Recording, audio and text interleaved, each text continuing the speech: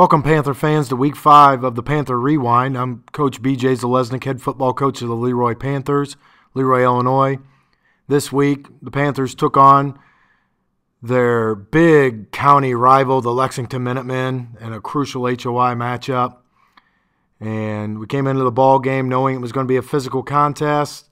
So we did some different things from an offensive standpoint for this football game to prepare ourselves based on what we saw on film from Lexington.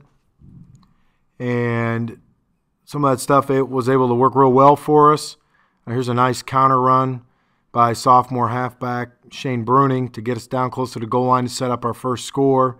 This is on the first drive of the game, and Eric Steffen, our fullback, was able to punch it in. So real good start to a big game. We needed that confidence from the get-go to be able to give our defense an opportunity to play with some confidence. And when our offense got the ball back, we were able to pound the football again. Unfortunately, we turned it over here on the double dive handoff, which is really a shame. So our offense moved the ball all night long. And anytime we turn the ball over, now you put your defense in a tough spot. But our defense responded well, especially in the first half, to be able to hold them to a touchdown really kind of sealed the win for us because the second half turned into a shootout. Big turnover, big fumble by them.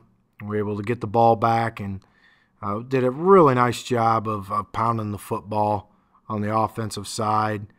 Again, the offensive line got off the ball well. The backs ran hard and were able to run some really effective plays. There's our second touchdown of the night, another counter run, that time by Ethan Bruning. They were flying over the top hard to action, and our counter stuff underneath worked out well. It's a nice read and jump on a route by Shane Bruning. Big interception return. Put us up 3 scores at this point in the first half. That gave us the cushion that we needed to survive the rest of the game. Their offense got going after that. Nice run by their junior running back, Connor Kelly.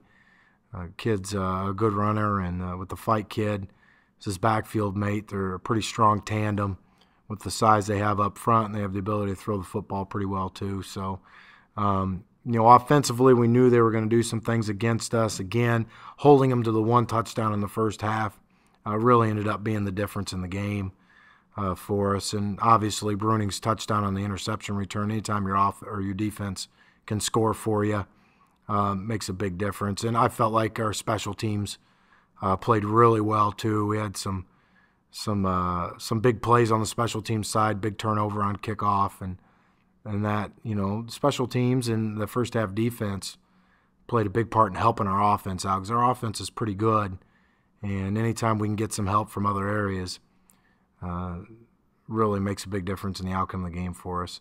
They ended up punching it in there on the throw to fight on the 4th down, which is, it's tough to defend inside your 10-yard line for 4 plays against a team that is multi-dimensional like Lexington, and they were able to, on 4th down, get the touchdown catch. And now we just kind of exchange blows here on defense. Both offenses were able to move the ball, but neither offense was able to find the end zone late in the half. Here, Lexington has a great opportunity, and the throw's just a little behind, and the kid wasn't able to get his hands on it. And these are all series close to the end of the half here. Again, we got stopped. We had to kick the ball away late in the half. Nice form tackle by Shane Bruning there. He's a good football player for a sophomore. Lexington gets the ball back. There's about a minute to go in the half, and they're trying to move the football again. And we defend it pretty well and force a punt and take a knee, finish up the first half. So going into halftime, up 20-7, we were feeling pretty good about things. And then to start the half here and get the turnover on the kickoff, really thought that if we could go up 35-7 at this point, that was going to be the ball game. Give credit to their defense. They sucked it up, and they were able to get a big 4th down stop on us there. Kept them in the game, and you know, we got a battle from this point on. Ended up for about the next quarter, ended up going back and forth between the two offenses. Defenses were able to play aggressive and to make some plays, but the offense really on both sides put up a lot of yards in the second half. I think this is our one defensive stop of the second half. I'm pretty sure it was the only defensive stop of the second half for us. We forced them to punt the ball, and from this point it becomes a shootout. Nice run here by our fullback, Eric Steffen, just to keep his feet moving. Bounces off the pile, gets a big run, and then he's able to punch it in here on the fullback belly play, or get at least down to the 6-inch line, and then we come back with the same play, and he punches it in.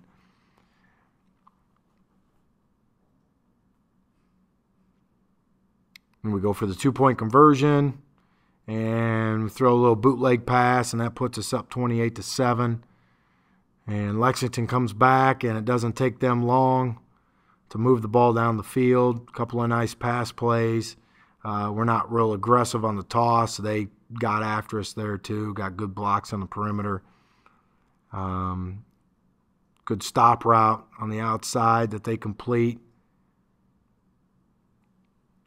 And then they end up tossing to the Kelly kid again, getting a 9-yard run. Make it 28-14. So we could never get it to a 3-score game consistently. You know, here we got the pass play, big play, puts us up 3 scores, but then they're going to come right back and get it back to a 2-score game. And just never had a period where we were real comfortable with what was going on the field. We were just giving up too many big plays, and so was their defense. They come back to work. They mixed it up well in the second half, running and throwing. And again, you know, missed tackles in the open field. A lot of guys with opportunities to make plays, and nobody did. It's a good run after the catch by the fight kid, and that's it. Ends up 35-21 after that. And we come back on the field. Offensively, keep pounding our fullback underneath, and then the big double dive run here by our halfback, Ethan Bruning, and another big play. We go back up 3 scores at this point. And we end up getting our offense back on the field, running the ball some more. And we end up the third quarter 41-21 at this point. Nice run to start the fourth quarter here. Changed up the blocking scheme a little bit. The kids came out at the quarter and talked about some of the things that they were doing off the edge defensively, and they actually made the switch to the blocking scheme, and we came back first play and scored a touchdown. So it was nice to see the kids, you know, learning the game and starting to understand why we're doing what we're doing on offense, and for them to be able to make changes like that on the fly is really impressive, and that got us up. Now at this point, we're feeling pretty good about things being up 47-21. Unfortunately, we turn the ball over and give them the ball back deep in our own territory, and poor tackling again. Nice running on their part as well, and they're able to punch it in for the final touchdown. So it's a great win. Very proud of the kids going into this situation and to play the way they did.